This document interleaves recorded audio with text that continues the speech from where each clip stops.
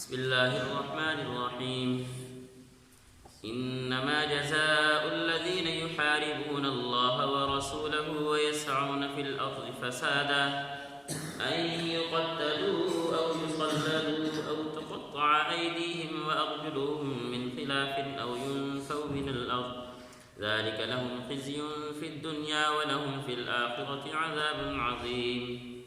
ترجمہ: جو لوگ اللہ اور اس کے رسول سے لڑائی کرتے ہیں اور زمین میں فساد مچاتے پھرتے ہیں، ان کی سزا یہی ہے کہ انہیں قتل کر دیا جائے یا سولی پر چڑھا دیا جائے یا ان کے ہاتھ پاؤں مخالف سمتوں سے کاٹ ڈالے جائیں یا انہیں زمین سے دور کر دیا جائے۔ یہ تو دنیا میں ان کی رسوائی ہوئی اور آخرت میں ان کے لیے زبردست عذاب ہے۔ اس آیت میں اللہ رب العزت نے ڈاکو کی سزا بیان کی ہے۔ ڈاکو، محارب، یحاربون اللہ۔ محارب کسے کہتے ہیں؟ محارب جو اسلحہ اٹھا کر اور چوک چراہے میں کھڑے ہو کر گزرتے ہوئے بندے کو لوٹ لے۔ چور تو اور ہوتا ہے، چوری کرنے والا اور ہوتا ہے، ڈاکو اور ہوتا ہے۔ اس آیت میں اللہ رب العزت نے ڈاکو کی سزا بیان کی، لیکن عجیب بات ہے، فرمایا یحاربون اللہ ورسولہ، جو اللہ اور اس کے رسول سے لڑائی کرتا ہے۔ ڈاکو اللہ اس کے رسول سے لڑائی کس طرح کرتا ہے؟ مفسرین نے کہا کہ اس کائنات میں اللہ رب العزت نے امن پیدا کیا ہوا ہے۔ اللہ رب العزت نے امن پیدا کیا ہوا ہے، لوگوں کو ایک دوسرے کے ساتھ مل جل کر رہنے کا حکم دیا۔ آپ علیہ السلام کو اللہ رب العزت نے مبعوث فرمایا، آپ علیہ السلام اس روئے زمین پر آئے، اللہ کے احکامات کو نافذ فرمایا، ہمیں امن کا حکم دیا۔ اب جو آدمی اللہ کے حکم کو توڑ رہا ہے، اللہ کے رسول کے حکم کو توڑ رہا ہے، اللہ کی نافرمانی کر رہا ہے، گویا وہ اللہ اور اس کے رسول سے جنگ کر رہا ہے۔ تو فرمایا یحاربون اللہ ورسولہ، جو اللہ اور اس کے رسول سے لڑائی کرتا ہے، وَيَسْعَوْنَ فِي الْأَرْضِ فَسَادًا، اور زمین میں فساد مچاتا ہے۔ اس کی 4 سزائیں بیان کی ہیں، 4 صورتیں ہیں ڈاکو کی۔ ایک صورت تو وہ آیا، اسلحہ اٹھایا اور آ کر بندے کو قتل کر کے چلا گیا۔ ڈر ہوتا ہے تو جلدی میں آیا، جب دیکھا کہ کوئی آ رہا ہے مارا چلا گیا۔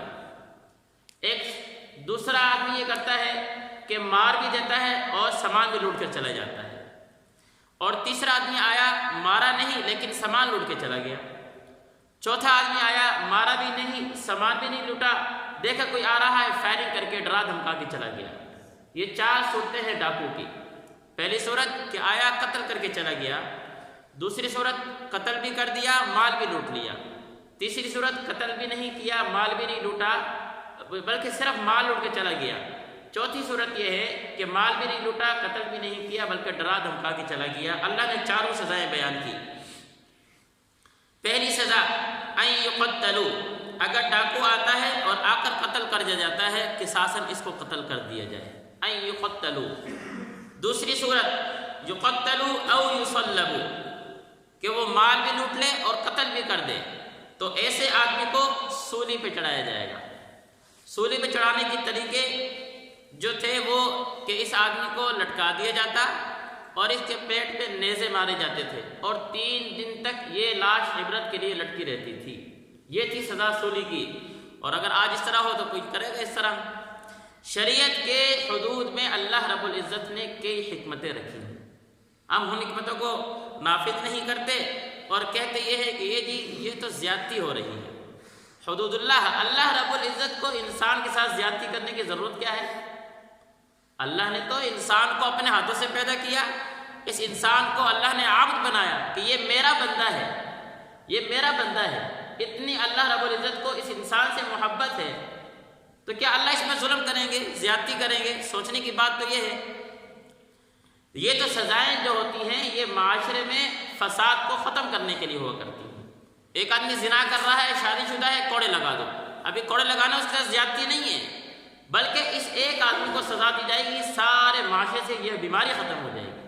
یہ ہے سزا کا طریقہ کہ بیماری سزا اس طرح کی دی، سزا کہتی ہے اس کو ہے کہ آپ سزا اس طرح کی دو کہ آئندہ وہ غلطی نہ کرے۔ چور ہے، چوری کی اس نے، اس کا ہاتھ کاٹ دو بھائی، یہ سزا ایسی خطرناک کہ دوبارہ چوری نہیں کرے گا۔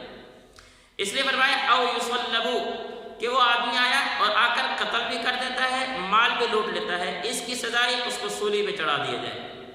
او تقطع ایدیہم وارجلہم، تیسری صورت کہ وہ آتا ہے قتل تو نہیں کرتا، ہاں البتہ مال لوٹ کر چلا جاتا ہے، اس کی سزا یہ کہ اس کا ہاتھ اور پاؤں مخالف سمت کاٹ دیے جائیں، دایاں ہاتھ کاٹا ہے تو بایاں پاؤں کاٹ دیے جائے، بایاں ہاتھ کاٹا ہے تو دائیں پاؤں کاٹ دیے جائے۔ یہ ہے ڈاکو کی سزا۔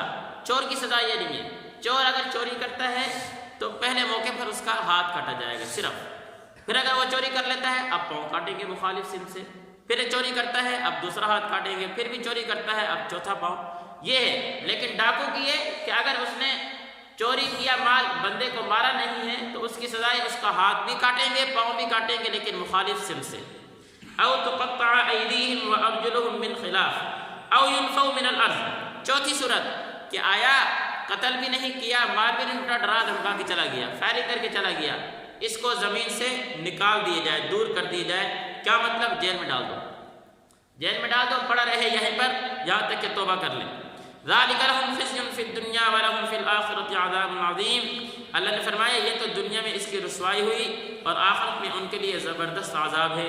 اللہ ہمیں ان قرآن مجید کی تعلیمات کو سمجھ کر اس پر عمل کی توفیق